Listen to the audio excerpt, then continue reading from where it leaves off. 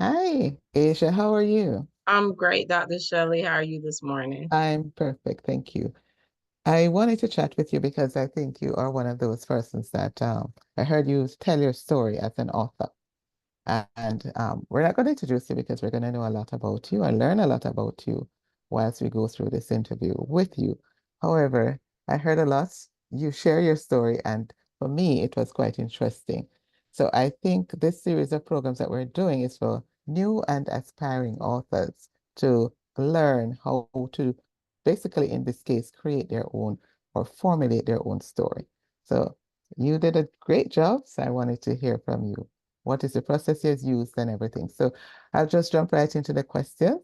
So my first question to you is, what inspired you to start writing? And how did that shape your author brand today? Well, I was first inspired by a an author when I was in elementary school. Francine Pascal wrote this series, Sweet Valley Twins, and it was absolutely nothing like my experience in childhood. They Mhm. were two white girls, twins who lived in California in the valley, and they were wealthy, and they had a brother and a dog and two parents, and could not have been any more different than me. But her books were so easy to get lost in, Okay. and I would just devour them. My grandmother would go to Kmart and I would go into the reading aisle because back then they had a book aisle, and I would Mhm. go into the reading aisle and I would read while she was shopping. And I asked for the books for my birthday. I'm not kidding. I would read like four or five in a week. And it was Mhm. because it was an escape from Right, right, my childhood. And right. so in fourth grade, I started trying to write my own book. I had a little typewriter Wow. and I was modeling my writing after Francine Pascal, so I'm looking at her chapters and I'm looking at like, okay, I don't know if I knew that it was dialogue then, but I knew like someone was speaking and it was quotation marks. So, okay, I'm going to have quotation marks here. Uh, so that's really where the inspiration came from. Another author, Yeah, early author, Cleary yeah, Beverly yeah, Cleary, the Ramona books, yeah. Ramona the Pest, and those are really popular when I was growing up. But they were so easy to just get lost into and escape into, and I Mhm. love that. So being a lover of books, I became a lover of writing. And in terms of my own story, um, I think that the three often go hand in hand, reading, writing, Mhm. speaking, right? Yes. And Mhm. so my grandmother I was raised in a church and I had to do Easter speeches and Christmas plays and Christmas speeches. And Yes. my grandmother was a speaker. She did not play about you getting up and reading your part. You had to perform. So I learned how to be on stage and perform in that sense in church Yeah, and yeah, speaking a yeah, lot in church. And yeah. because of that, I really developed the love of speaking as well. And so throughout high school, I would do these speech competitions and that sort of thing. And then as I um, became an adult, I started taking Toastmasters and learning to craft the art Okay, of speaking. And through that, I started sharing my story as a motivational speaker for you. okay, And so the writing, I think, was the precursor mm, to me speaking. And then they really were interchangeable for me because even as a speaker, you need a product and your audiences want to leave with something, right? So that's really where it started for me. perfect. So thank you for sharing that.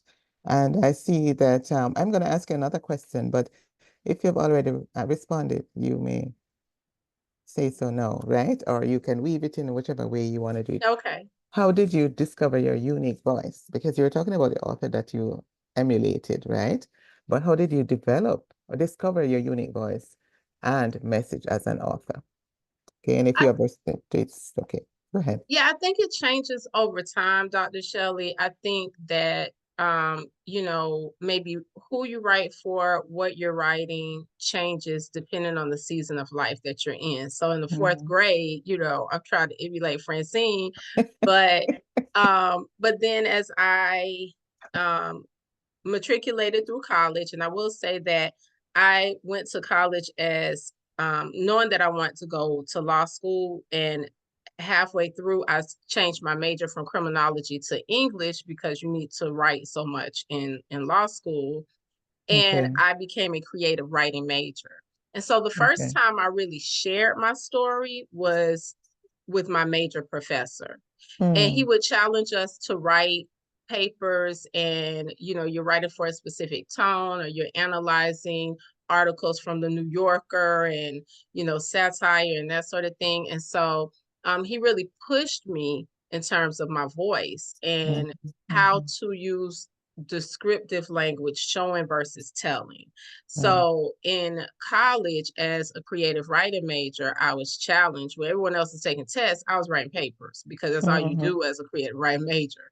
Right. And Right. I was challenged really to try to hone in on using descriptive language, showing versus telling when you're speaking to the audience, and really paying close attention to the audience. I think it's a mistake that many authors make, is thinking that they can write for everyone. Um, Right.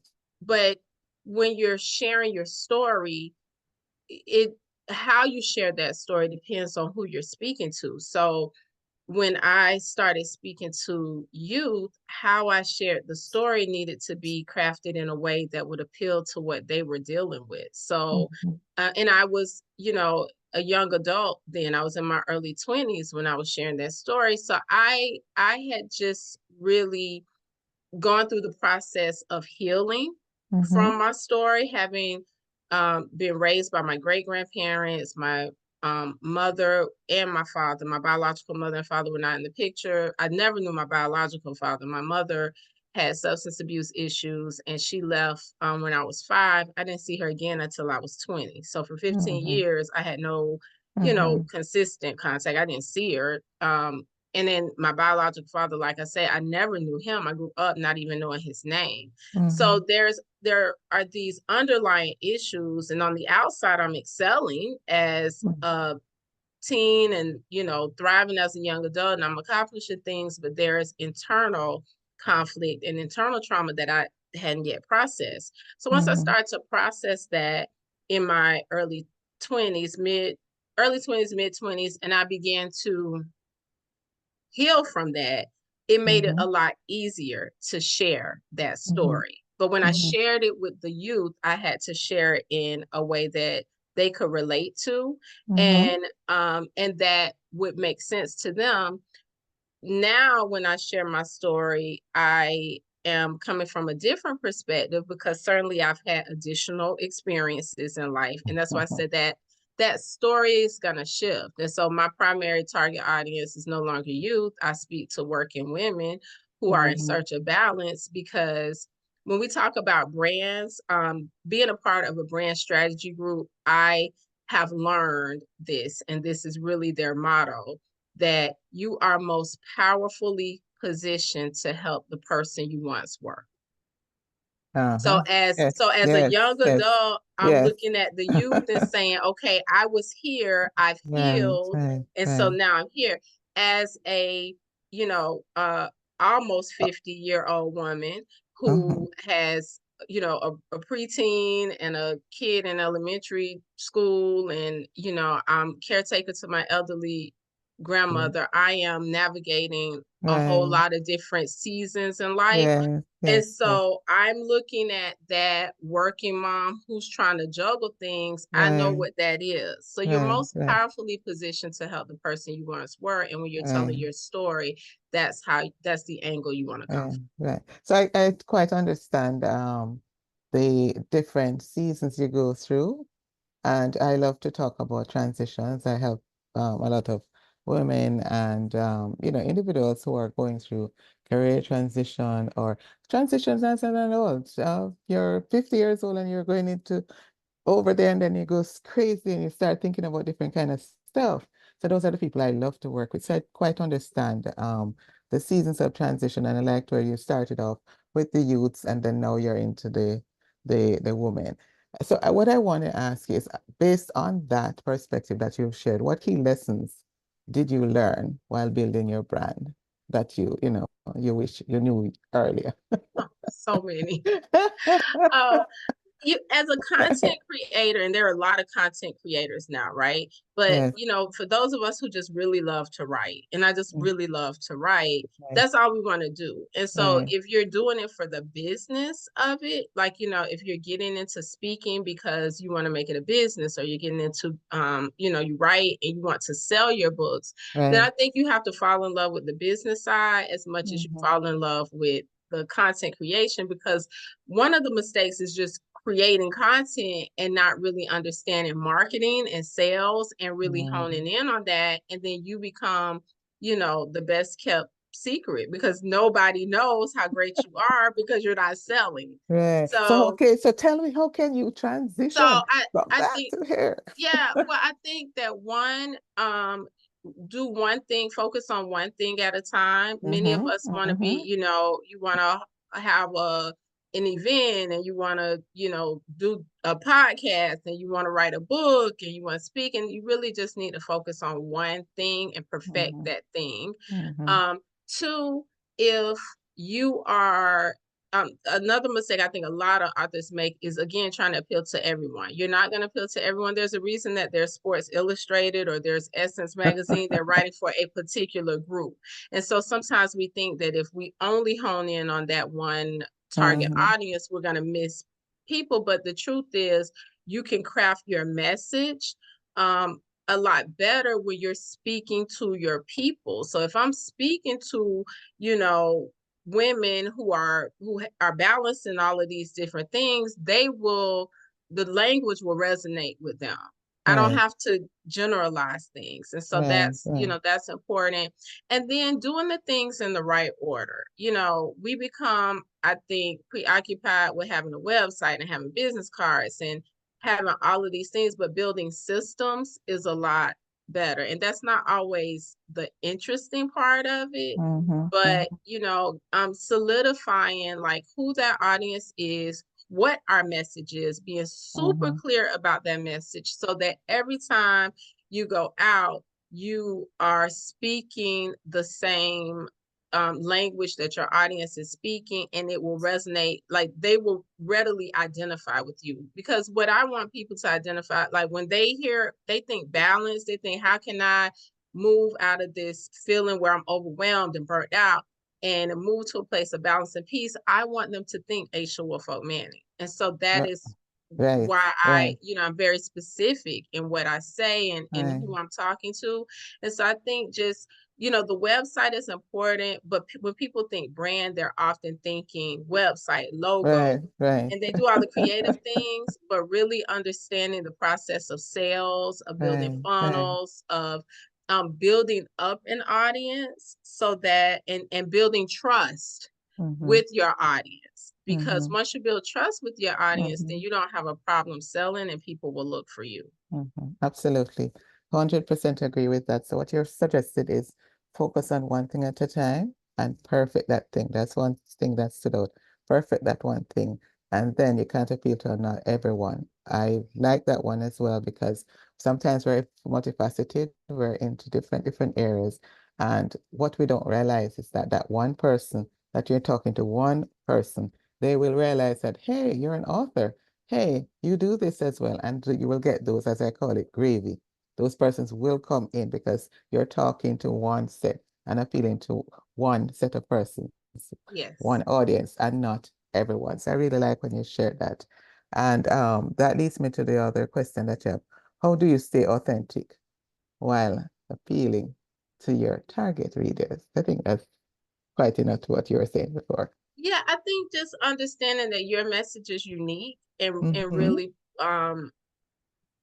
really learning like the value of Right, your right, lesson, because right. sometimes we don't share our story because maybe we're ashamed of it, or we Yes, think yes, like yes, yes. nobody's going to relate to Yes, that, yes, yes. or and we haven't dealt with whatever trauma unresolved Mm-hmm. trauma may be attached to that, Right. but everyone has a story and Everyone has a story. lessons to share, and Mm-hmm. that's really what the brand is your Mm-hmm. uniqueness, right? Right. Because Right. there are a lot of people who may be talking about balance. Nobody has the experiences that I have, Right. and the experiences that I have will resonate with my people, with my Right. audience, Right. right? Right. Right. Right. So I think really understanding that, once you understand that, like, hey, my story has value, and the beauty of it is the uniqueness, and then really deal with it.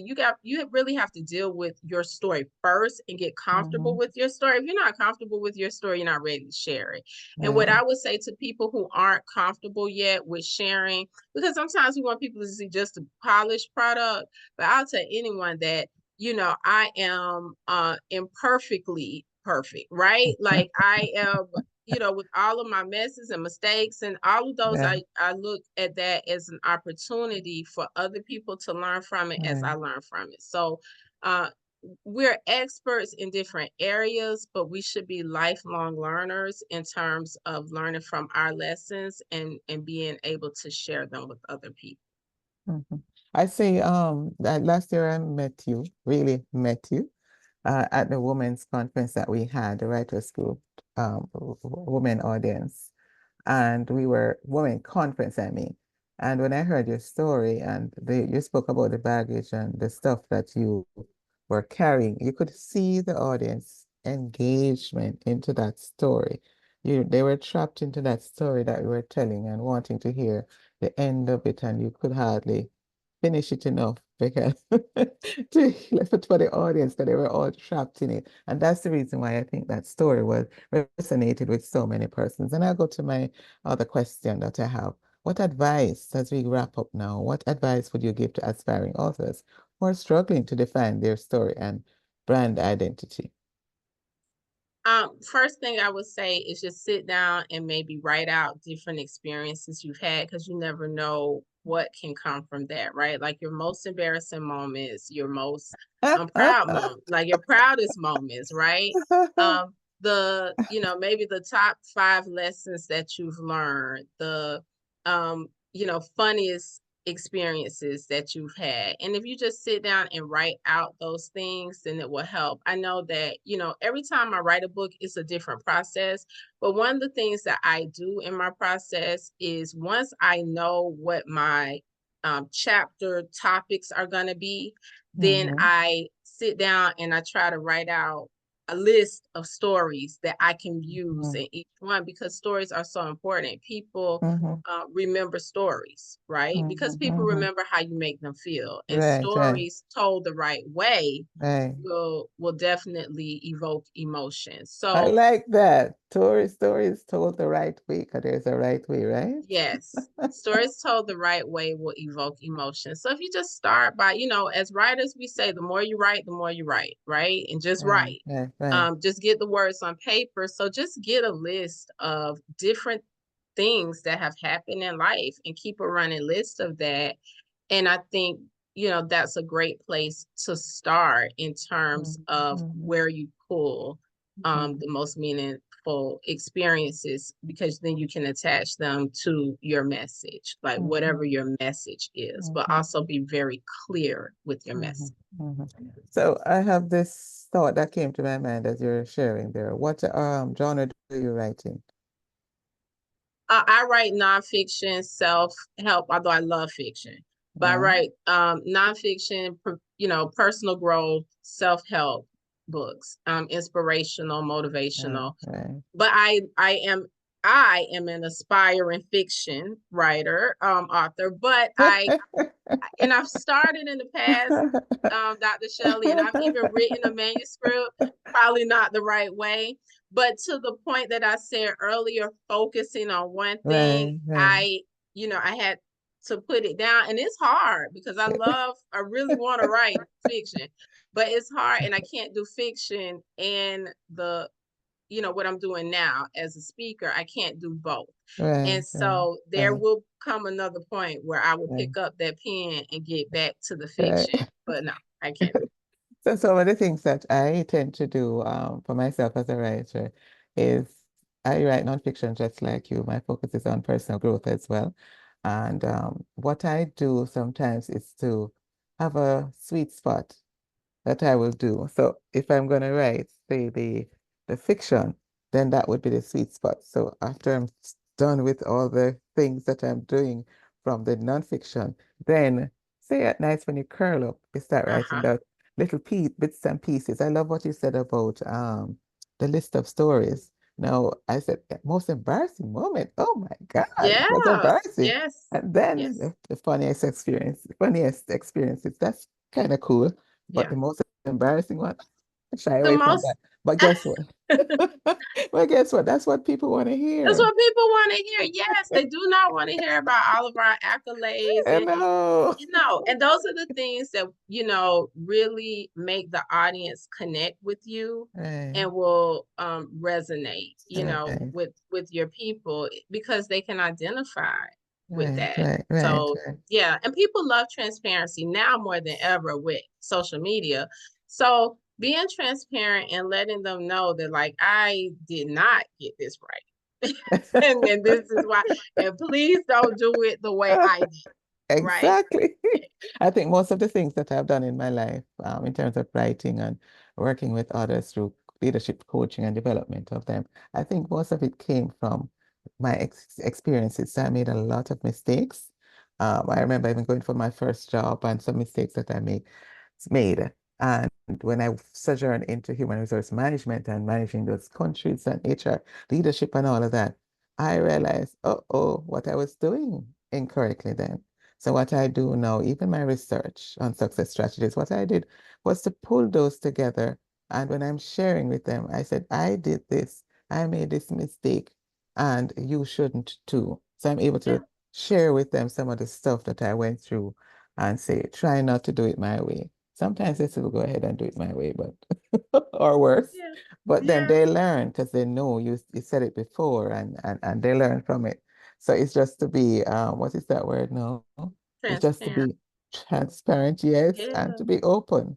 Yes, Really it's open. it's the best. I think it's the best way to build trust in your Mm, audience mm, because mm. you know everybody struggles with something and we all have a lot going on. And so then when the audience can see that you're not this, you don't have it all together. I think that there Right, was a right, time where that was what people wanted people to right. see, but now Pretense. I don't think that people want that. And this level Oh, of perfectionism that many of us have worked for so many years, we have right, had to dismantle that idea right, right, that right, that's a positive right, because it's not. It creates pressure. And so, right. you know, to your question about authenticity, Mm-hmm. when they hear from you, the mistakes that you've made, the lessons that you've learned, the challenges that you face in real time or in the past, then if you're in the personal growth space, then that is really going to help them identify and they're going to want more of that because it's like they're taking the same journey or a similar Yeah. journey and you're walking with the audience. That's the truth. That's the truth. Thank you so much, Attorney Asia. I really, really appreciated your time here. Where can people find you? And tell me about your books and where they can find anything about you. And what do you speak on? Any topics that? So just share a little bit. Okay, so I am an author, a speaker, and a coach. I work with professionals, busy professionals who are trying to transition from burnout to balance, who maybe are trying to Mm-hmm, overcome some of those destructive patterns like people pleasing and perfection, mm-hmm. and really wanting to live a life that feels as good as it looks on the outside. Nice. I do individual coaching and group coaching, and you can find me at asiaunlimited.com. That's ASIAH unlimited.com, and on Mm-hmm. all social media platforms at Asia Unlimited. Nice. Awesome. Thank you so much for sharing. Really appreciated it. And we're always here. So hit up Asia, as she has said, and just reach out to her because personal growth is the way to go. Thank you. And Dr. Shelley Cameron, love to chat with authors who are out there in experience to help others who are new or aspiring authors develop their craft. Thank you so much, Asia. Thank you, Dr. Shelley. You're welcome.